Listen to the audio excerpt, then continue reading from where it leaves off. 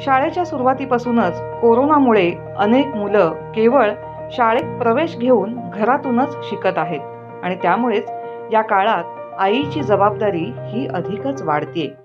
गृहिणी म्हणून जी आहे तिला शिक्षक म्हणून भूमिका पाडताना खूप तिची तारांबळ उडते. कारण पूर्वी कसं व्हायचं की मुलं शाळेत गेली की ती घरातलं आवरायची आणि मग आल्यावर त्यांचा अभ्यास घेऊ शकायची. पण आता तसं होत नाही. तिला पूर्ण वेळ त्यांच्याबरोबर बसायला लागतं. म्हणजे जवळपास तिला पूर्ण शाळा अटेंड करायला लागते. त्यामुळे त्यांची शाळा, त्यांचा अभ्यास आणि घरातलं काम याची तिची खूपच तारांबळ उडते.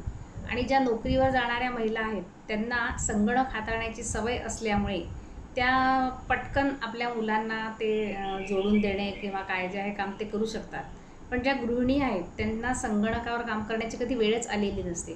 त्यामुळे त्यांना ते सगळं नव्याने शिकून घ्यायला लागतं आहे आणि स्वतः शिकून मग त्या मुलांना ते समजावून सांगू शकतात. त्याच्यात मध्येच रेंज नसते किंवा कधी रेंज गेल्यावर जो पार्ट जातो मग त्यांना स्वतःला तो अभ्यास करायला लागतो आणि मुलांना समजावून सांगायला लागते. थोडक्यात काय तर शिक्षक म्हणून भूमिका निभवायची जेव्हा त्यांना असते तेव्हा त्यांना आधी स्वतः विद्यार्थी व्हायला लागतं, ते सगळं शिकून घ्यायला लागतं आणि मगच मुलांना शिकवता येतं. अर्थात ही त्यांना नव्याने सगळं शिकण्याची संधी आहे. हे जरी त्यांनी मान्य केलं तर छानच आहे. पण तरीसुद्धा ते वाटतं तितकं सोपं नाही आहे, अवघड आहे. कारण बऱ्याचशा स्त्रिया तेवढ्या शिकलेल्याही नसतात की त्यांना ते इंग्रजीमध्ये वाचून त्याच्या सूचना करता येतील असं. तर त्यामुळे ही शिक्षकाची जबाबदारी पार पाडणे म्हणजे त्यांच्यासाठी बऱ्यापैकी अवघडच होऊन बसलं आहे. तरीही सुद्धा आजची स्त्री ते समर्थपणे पेलण्याचा प्रयत्न करते आहे. ही एक त्याच्यात सकारात्मक बाजू आपण बघायला हवी.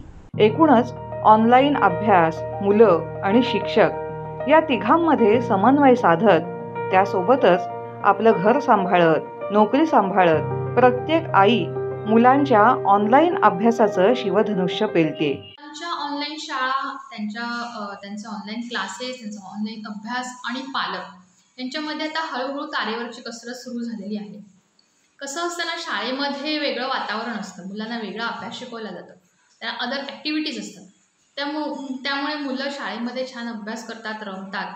तसं घरामध्ये ते आईबाबांकडे किंवा अदर कोणी पालक असतील तर त्यांच्याकडे अभ्यासाला बसायला कंटाळा करतात. त्या कोरोनामुळे 2 वर्ष ही मुलं घरात आहेत, त्यामुळे खरंच ते तर कंटाळून गेलेत की सतत तो मोबाईलसमोर, लॅपटॉपसमोर, बरं आईसमोरच अभ्यास काय करायचा असं त्यांचं असतं की घरात काय अभ्यास करायचा, आम्हाला शाळा पाहिजे. त्यामुळे पालकांसमोर एक आव्हान आहे की त्यांच्याकडून अभ्यास कसा करून घ्यावा. त्यांना हे कळतच नाही, मुलं ऑनलाईन कशी बसतील, त्यांच्याकडून अभ्यास कसा करून घ्यावा. त्याच्यासाठी पहिले पालकांना प्रिपेअर राहावं लागतं, त्यांना अभ्यास करावा लागतो की मुलांना पुढे काय शिकवायचं आहे, आज ऑनलाईन क्लासमध्ये काय असेल, तो अभ्यास आधी पालकांना करावा लागतो. बरं, जे जॉब करणारे आहेत, नोकरी करणारे आहेत, कामासाठी बाहेर पडणारे आहेत, त्या पालकांसाठी तर खूपच हे आव्हान आहे की मुलांकडून हा अभ्यास सगळा कसा करून घ्यावा. हे सगळं हळूहळू कठीण होत चाललं आहे, समस्या वाढत चालल्या आहेत मुलांच्या आणि पालकांच्या सुद्धा. घरातली शिक्षक म्हणून तिची जबाबदारी ती समर्थपणे पेलत आहे आणि म्हणूनच अशा या आपल्या गुरुलाही आपण वंदन करूया.